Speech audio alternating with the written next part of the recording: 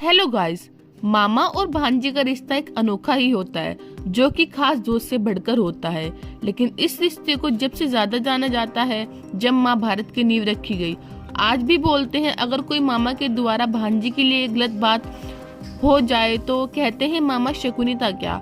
आज हम उनके बारे में जानेंगे कौन था मामा शकुनी। हेलो गाइस, मैं आप सभी का अपने यूट्यूब चैनल पर स्वागत करती हूँ। महाभारत का युद्ध धर्म और अधर्म के बीच लड़ा गया था। महाभारत का युद्ध कराने में शकुनी की अहम भूमिका थी। शकुनी महाभारत का सबसे कुटिल पात्र था। शकुनी की कुटिल चालों का परिणामी महाभारत का युद्ध था। शकुनी का नाम आते ही व्यक्ति के मस्तिष्क में एक कुटिल, चालाक और धूर्त व्यक्ति की छवि उभरती है। शकुनी का चरित्र कुछ ऐसा ही था। वह दुर्योधन का मामा और गांधारी का भाई था। मामा शकुनी अपने भांजे दुर्योधन को हस्तिनापुर के सिंहासन पर बैठाना चाहते थे।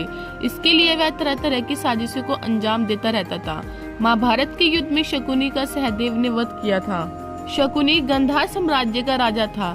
गांधार अफगानिस्तान में है। शकुनी धृतराष्ट्र का साला था। गांधारी शकुनी की बहन थी। गांधारी का विवाह धृतराष्ट्र से हुआ था, इस कारण वह कौरवों का मामा था।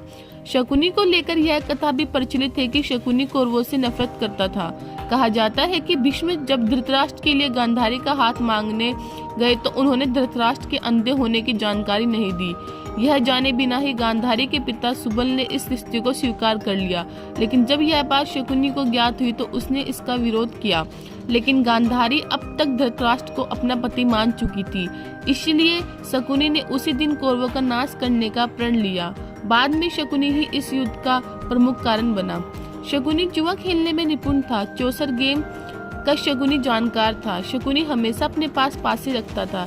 ये पासे बहुत ही विशेष थे।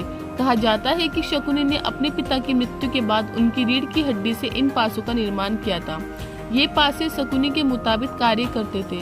शकुनी ने ही कौरवों को जुआ खेलने के लिए लत लगाई।